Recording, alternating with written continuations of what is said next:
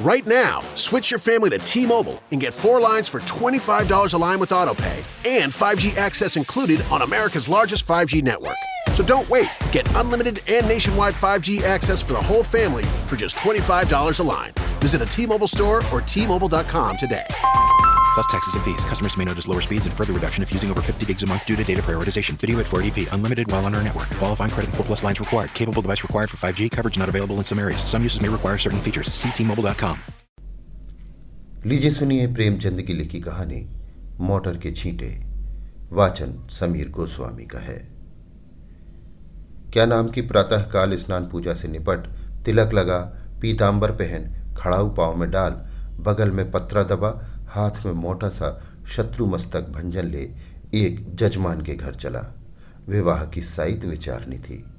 कम से कम एक कलदार का डौल था, जलपान ऊपर से, और मेरा जलपान मामूली जलपान नहीं है। बाबुओं को तो मुझे निमंत्रित करने की हिम्मत ही नहीं पड़ती। उनका महीने भर का नाश्ता मेरे एक दिन का जलपान है। इस विषय में तो हम अपने सेठों साहूकारों के कायल हैं। ऐसा खिलाते हैं और इतने खुले मन से कि चूल्हा आनंदित हो उठता है। जजमान का दिल देखकर ही मैं उनका निमंत्रण स्वीकार करता हूँ। खिलाते समय किसी ने रोनी सूरत बनाई और मेरी क्षुधा गायब हुई। रोकर किसी ने खिलाया तो क्या, ऐसा भोजन कम से कम मुझे नहीं पचता।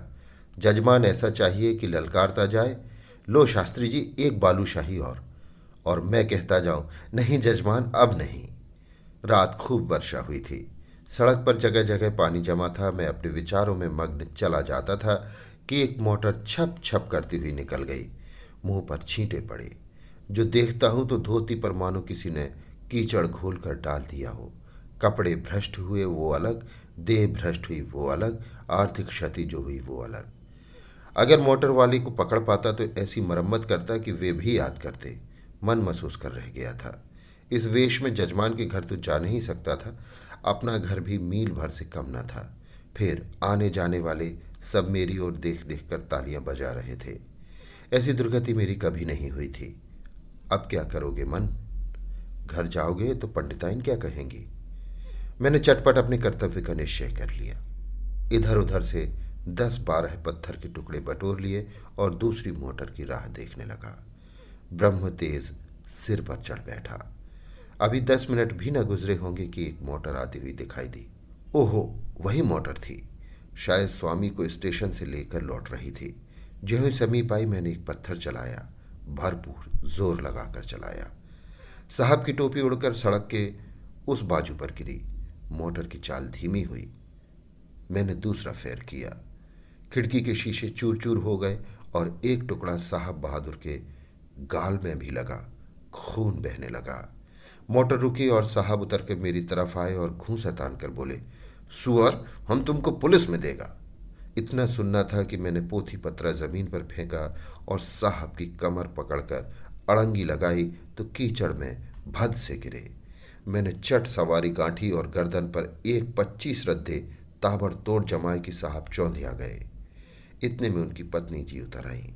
ऊंची एड़ी का जूता, रेशमी साड़ी, गालों पर पाउडर, होठों पर रंग, भौहों पर स्याही। मुझे छाते से गोदने लगी। मैंने साहब को छोड़ दिया और डंडा संभालता हुआ बोला, देवी जी आप मर्दों के बीच में न पड़े, कहीं चोट चपेट आ जाए तो मुझे दुख होगा। साहब ने अवसर पाया तो संभल कर उठे और अपने बूटदार पैरों से मुझे एक ठोकर जमाई। मेरे घुटने में बड़ी चोट लगी। मैंने बौखला कर डंडा उठा लिया और साहब के पाँव में जमा दिया। वो कटे पेड़ की तरह गिरे। मेम साहब छतरी तान कर दौड़ी। मैंने धीरे से उनकी छतरी छीनकर फेंक दी। ड्राइवर अभी तक बैठा था। अब वो भी उतरा और छड़ी लेकर मुझ पर पिल पड़ा। मैंने एक डंडा उसके भी जमाया। लौट गया। 50 आदमी तमाशा देखने जमा हो गए। साहब भूमि पर पड़े पड़े बोले, रास्कल, हम तुमको पुलिस में देगा। मैंने फिर डंडा संभाला और चाहता था कि खोपड़ी पर जमाऊं कि साहब ने हाथ जोड़कर कहा, नहीं नहीं बाबा, हम पुलिस में नहीं जाएगा, माफ़ी दो। मैंने कहा, हाँ पुलिस का नाम न लेना, नहीं तो यहीं खोपड़ी रंग दूंगा। बहुत होगा, 6 महीने की सज़ा हो जाएगी, मगर तुम्हारी आदत छुड़ा दूंगा। मोटर चलाते हो तो छींटे उड़ाते हो, मारे घमंड के अंधे हो जाते हो, सामने या बगल में कौन जा रहा है इसका कुछ ध्यान ही नहीं रखते। एक दर्शक ने आलोचना की, अरे महाराज, मोटर वाले जानबूझकर छींटे उड़ाते हैं और जब आदमी लथपथ हो जाता है तो सब उसका तमाशा देखते हैं और खूब हंसते हैं। आपने बड़ा अच्छा किया कि एक को ठीक कर दिया। मैंने साहब को ललकार कर कहा, सुनता है कुछ? जनता क्या कहती है? साहब ने उस आदमी की ओर लाल लाल आंखों से देखकर कहा, तुम झूठ बोलता है, बिल्कुल झूठ बोलता है। मैंने डांटा, अभी तुम्हारी हेकड़ी कम नहीं हुई, आऊं फिर और दूं एक सोटा कसके? साहब ने घिघिया कर कहा, अरे नहीं बाबा, सच बोलता है, सच बोलता है। अब तो खुश हुआ? दूसरा दर्शक बोला, अभी जो चाहे कह दे, लेकिन जो ही गाड़ी पर बैठे फिर वही हरकत शुरू कर देंगे। गाड़ी पर बैठते ही सब अपने को नवाब का नाती समझने लगते हैं। दूसरे महाशय बोले, इससे कहिए थूक कर चाटे। तीसरे सज्जन ने कहा, नहीं, कान पकड़कर उठाइए बिठाइए। चौथा बोला, और ड्राइवर को भी, ये सब बदमाश होते हैं। मालदार आदमी घमंड करे तो एक बात है, तुम किस बात पर अकड़ते हो? चक्कर हाथ में लिया और आंखों पर पर्दा पड़ा। मैंने ये प्रस्ताव स्वीकार किया।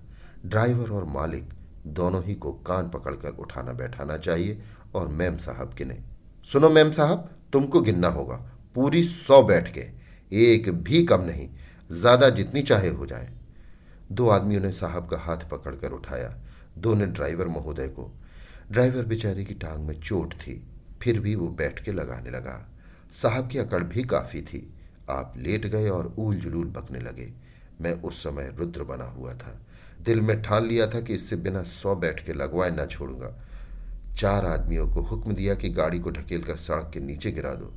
हुक्म की देर थी, 4 की जगह 50 आदमी लिपट गए और गाड़ी को ढकेलने लगे। वो सड़क बहुत ऊंची थी, दोनों तरफ जमीन नीची। गाड़ी नीचे गिरती और टूट टाट कर ढेर हो जाती। गाड़ी सड़क के किनारे तक पहुंच चुकी थी कि साहब कांप कर उठ खड़े हुए और बोले, बाबा गाड़ी मत तोड़ो, हम उठे बैठेगा। मैंने आदमियों को अलग हट जाने का हुक्म दिया, मगर सभी को एक दिल लगी मिल गई थी। किसी ने मेरी ओर ध्यान न दिया, लेकिन जब मैं डंडा लेकर उनकी ओर दौड़ा तब सब गाड़ी छोड़कर भागे और साहब ने आंखें बंद करके बैठकें लगानी शुरू की। मैंने 10 बैठकों के बाद मेम साहब से पूछा, कितनी बैठकें हुई? मेम साहब ने जोर से जवाब दिया, हम नहीं गिनता। तो इस तरह साहब दिन भर कांकते रहेंगे और मैं न छोड़ूंगा।